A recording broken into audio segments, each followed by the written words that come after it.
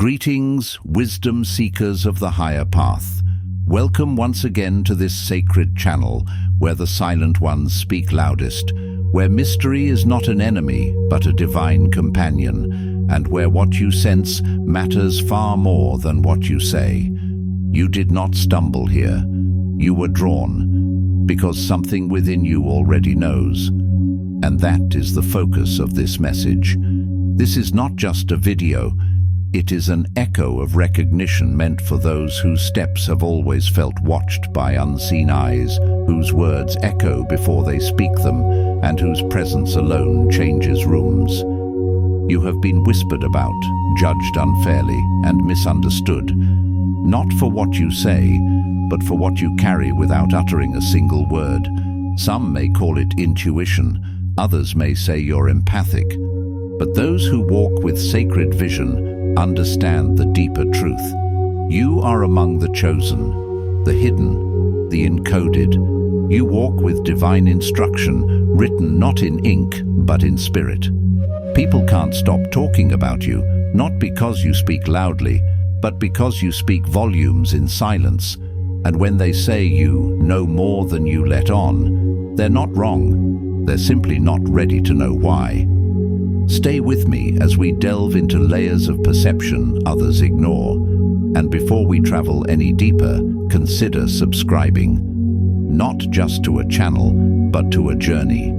Hit that sacred bell and keep walking with those who know without explaining, who see without watching, who move without noise, yet ripple through the unseen. Let's begin. You are not simply a quiet person, you are a vessel of encoded knowing. This difference may seem subtle to others, but it is stark to those who carry this sacred imprint. You don't just hear conversations, you sense the motivations buried beneath them. You don't just observe behaviors, you understand the emotional and spiritual forces fueling them. It's as though you've been gifted a map others can't see, a blueprint of hidden truths. When someone lies, even if their tone is convincing and their body language perfect, you feel the dissonance. You feel the conflict within them. Your body reacts before your brain has the words, and so you listen differently. You process slowly, not because you are unsure, but because you are discerning. While others rush to speak or respond, you pause, you taste the air, you wait for divine timing. People misread that pause as hesitation, but it is precision, it is spiritual accuracy. You often hold back information not to manipulate or confuse, but to protect others from revelations they are not prepared to carry. You've learned, sometimes painfully, that knowing too much and saying too much can both become forms of betrayal, betrayal of trust, of timing, of divine order. And so, you have become skilled in restraint. You've become a sacred observer. But make no mistake, you are watching, you are recording, you are evaluating not to condemn, but to prepare. And often your silence is mistaken for passivity. People project their own insecurities onto you because they feel exposed in your presence. You do not have to say what you know, because what you know is already felt. Your knowing is not loud. It's precise, it's sharp, and above all, it's sacred. There's something in the air when you walk into a room, a pause, a shift. People don't always know how to articulate it, but they feel it. It's not about charisma, it's not about appearance, it's not even about what you say. It's about the energy you carry. It's ancient, it's familiar, and it's undeniable. Even those who have never met you before instinctively understand that they cannot treat you like everyone else. They either feel safe in your presence or completely unnerved. And both reactions are accurate. You do not broadcast your power. You don't have to. It radiates silently. It travels like waves in the spirit. Those who are aligned with truth are drawn to it like a sanctuary. But those hiding from themselves will often find reasons to avoid you. They'll say things like, "You're intense," or "You're too much," without realizing they're responding to the light you carry. a light that doesn't seek to expose but simply cannot be hidden. People may open up to you within minutes of meeting you. They'll confess things they haven't told their closest friends, and you'll sit quietly, not judging, not reacting, just witnessing. And in that witnessing they feel seen for the first time. Not analyzed, not evaluated, seen. And yet, you often leave such encounters with a strange heaviness. Not because you didn't want to help, but because you feel everything so deeply. You absorb energies like sponges absorb water, and in time, you've had to learn how to filter, how to protect your space. But even in your boundaries, your presence still calls to those in need.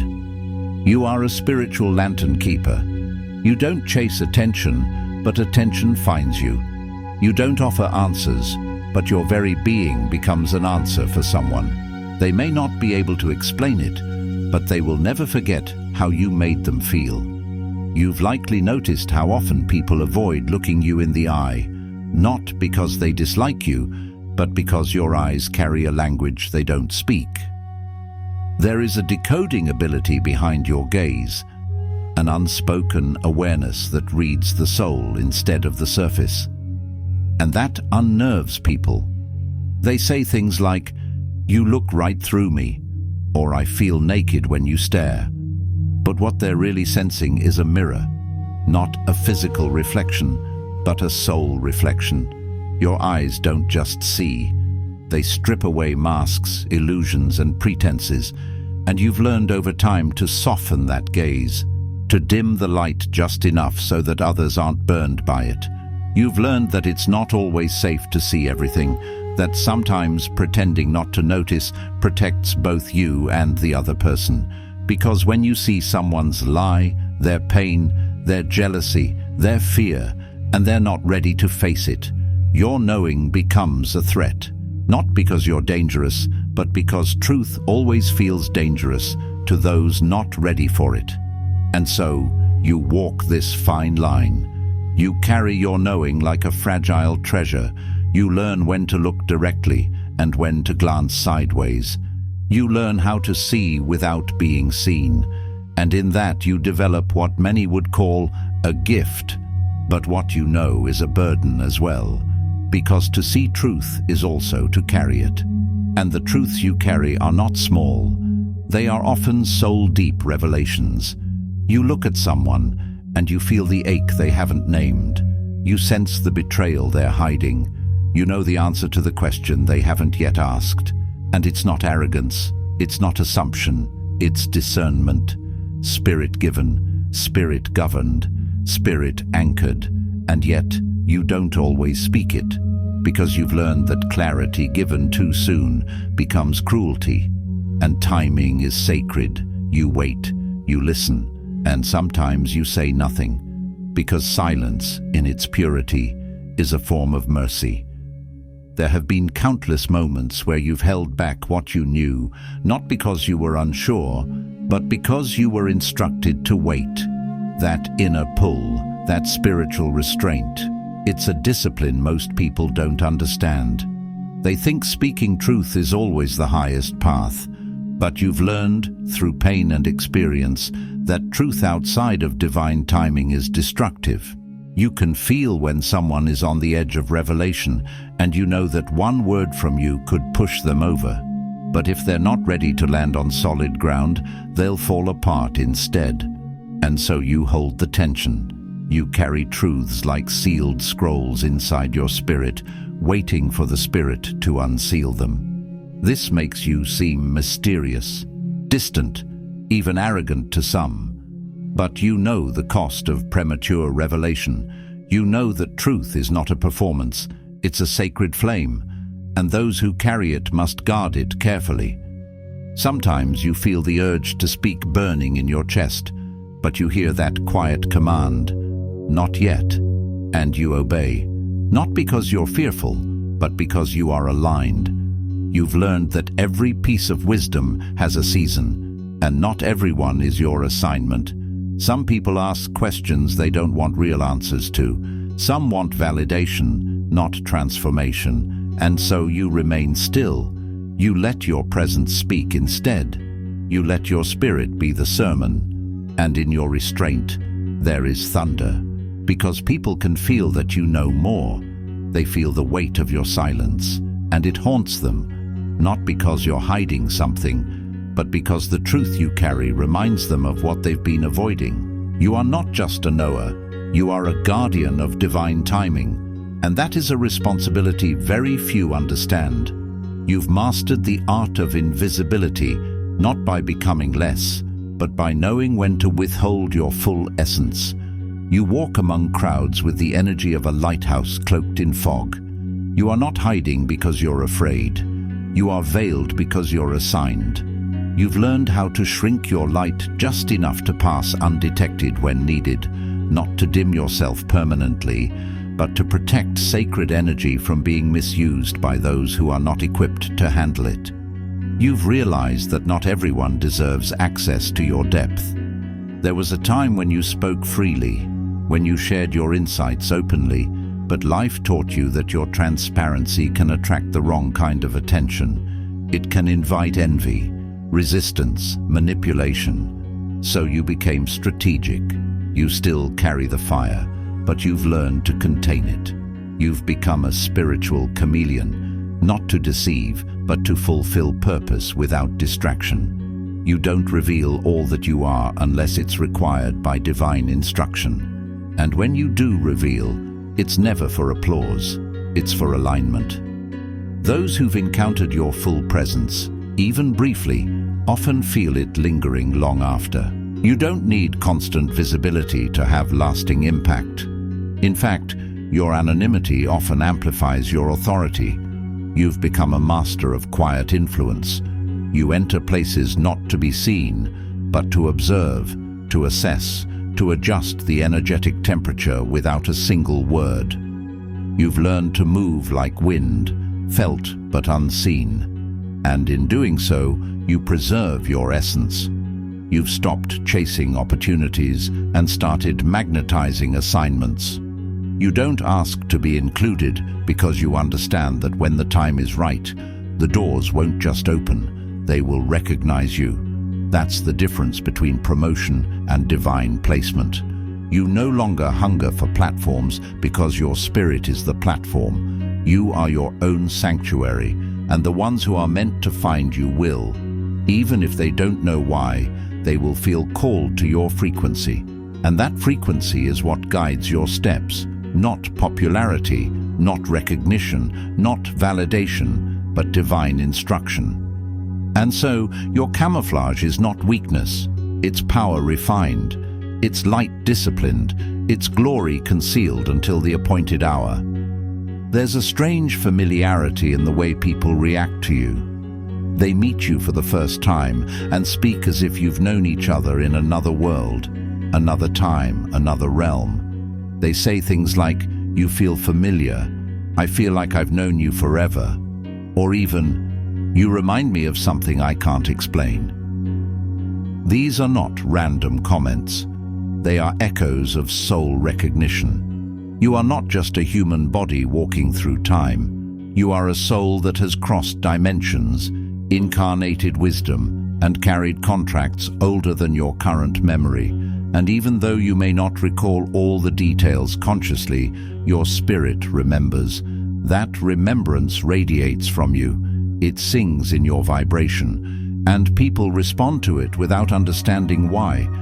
Children stare at you, not out of rudeness, but because their souls still see clearly. They have not yet been conditioned to ignore the spiritual.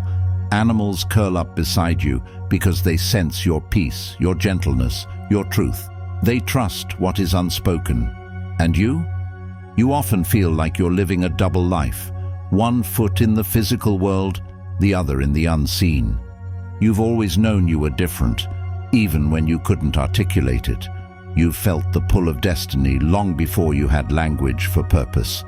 And so, as you move through the world, people don't just meet you, they remember you. They remember something sacred, something ancient, something hidden, and that memory stirs something in them. It awakens questions they didn't know they were carrying. Some embrace it, others reject it, but none can deny it. Your presence activates something beyond logic. It bypasses intellect and touches soul. That's why some people cling to you without knowing why, while others flee your presence as if running from themselves. Both responses are sacred. Both are valid. Because your life, your presence, your being is not neutral. It is a catalyst. And the echoes you stir are not accidental. They are assignments. You are a frequency disguised as a person. And those who are attuned to you will feel it. Even when no words are exchanged, even when nothing is spoken aloud, the recognition is real, and the impact is lasting. There are things you know that you never studied, insights that visit you in the quiet hours, in the in-between spaces where the world is asleep but your spirit is awake. You don't just think, you download. Information pours into your awareness like rivers from realms beyond thought, and often without warning. You could be washing dishes, walking in silence, or sitting in stillness when suddenly a revelation strikes your chest with such clarity you know it wasn't yours. That's because your soul is wired as a receiver. You've been tuned into a higher frequency, a divine broadcast, and not everyone can hear it. That's why it's difficult for you to explain what you feel, why you knew someone wasn't telling the truth, why you sense danger before it manifests, why you change direction before anything even appears wrong. You are not paranoid. You are perceiving ahead of the timeline. And with that gift comes a great responsibility, restraint. You've learned that you can't share everything you know. Not everyone can carry what you carry. Not everyone wants to. Some want comfort, not truth. Others want drama, not discernment. And so you've learned to speak only when spirit nudges you. Sometimes you're the only one in a group who sees the deeper meaning behind a conversation. You see the energetic tug-of-war behind every word spoken. You watch people's body language, tone, hesitation, and you connect it all like puzzle pieces. And yet, you say nothing. Because you know that spiritual accuracy without permission can feel like violence. And that's the hardest part, isn't it? Knowing so much and being able to say so little. Watching others stumble through situations you already understand. Feeling the answers inside you, but hearing the call to wait. That is not weakness. That is spiritual maturity. Because the greatest wisdom is not in knowing, it's in knowing when to reveal.